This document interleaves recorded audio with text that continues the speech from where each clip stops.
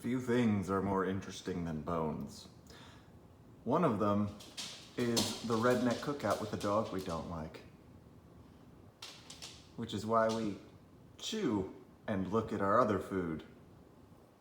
At the asshole neighbors in the backyard. I mean, what? That's right, Harvey.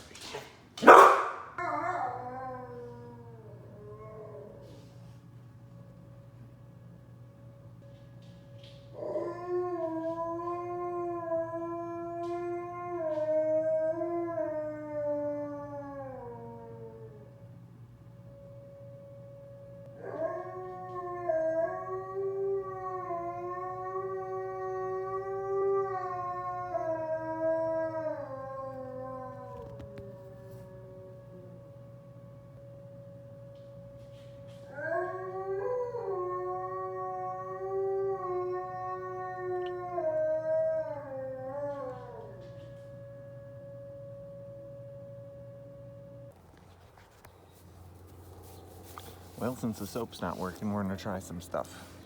Maybe some diatomaceous earth and some other medicated kind of powders. Because you're still chewing, weirdo. And you like getting scratched right there.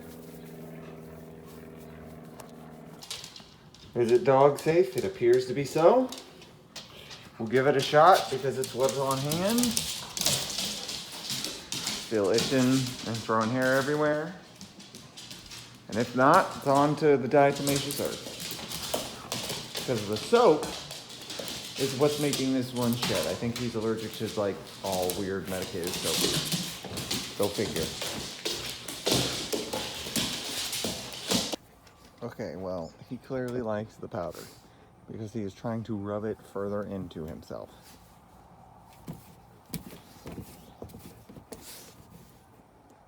Okay, well. I'm hoping that the powder works. Usually he's pretty good at indicating what does and doesn't work. They've got that natural ingrained instinct to be attracted to practical things. So we'll see if it's right again, because he wanted to roll all over in it. Unfortunately, again, it's, you know, a two-handed job. So really need to figure out a way to have the camera on while not using my hands.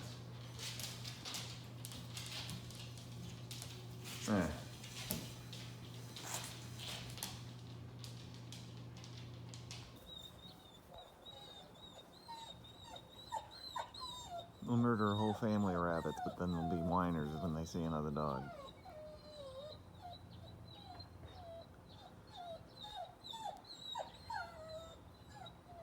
Uh-huh. Oh, and as it pertains to the rabbits, to no one in particular except the hippies,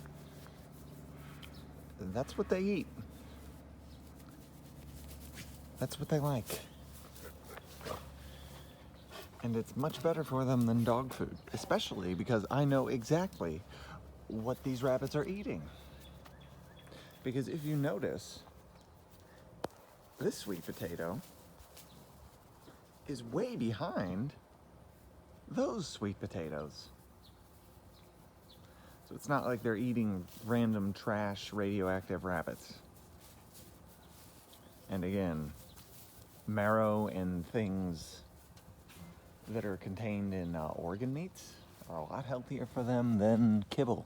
So I have no problems with them eating rabbits. And yeah, I don't have any problem showing it either, because not only is that the truth of the matter, there's plenty of people who are like, I want one of these. It's like, okay, well, can you handle that?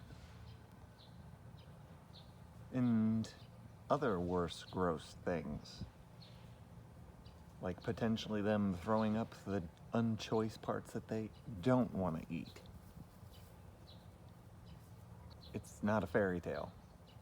They eat rabbits. They eat everything. Then again, so do people. The only difference is we can lie to ourselves about our pick and choosy morals and go and buy a cow at a store and pretend like we don't endorse the killing of other things. It's pretty dumb. Oh, and as it pertains to the whole, like, horrendous idea of, why don't you try feeding them vegetarian? Well, there's like one factual reason why that won't work, and another ideological reason as to why that's completely and totally hypocritical. Number one, they synthesize a lot of their vitamins through meat. Like, they can get their vitamin C through meat. We can't. We have to eat fruits, whatever else. They're not designed to eat vegetables like we do. Number two, that's human false moralizing on behalf of not plants, which I don't know if this study's still around or even if it's still valid or if it's still whatever else, but I remember reading an undisclosed amount of years ago about a study where they had two ferns in a room, and they sent one man in there to rip up one of those ferns, and they had a bunch of sensory equipment hooked up to both ferns. And one of the ferns that did not get ripped up sent off a whole bunch of chemical signals while the other fern was getting destroyed. Kind of like how your grass smells when you cut it, but imagine the grass that is not cut smelling and the grass that is cut, still smelling, because it's also panicking. Then the guy left. That fern that was not destroyed stopped sending those chemical signals of panic off. Harvey, you're causing the grass to panic right now. They sent some other people in there, and that fern obviously didn't do anything. It was fine. It wasn't getting ripped up anymore, even though its friend was dead. They sent that same man back in there, and that fern started releasing those chemical signals of panic again, which implies that the plant was aware enough of something to potentially recognize the man that killed its friend. So hearkening back to the whole feed them vegetables argument, it's so much more moral than whatever else. It appears that plants have feelings too. And I don't know if cognizant is the right descriptor, but they seem to be aware enough of their environment to recognize who does the murdering. So I think I'm just going to feed them whatever they catch. If it's non-radioactive, toxic garbage.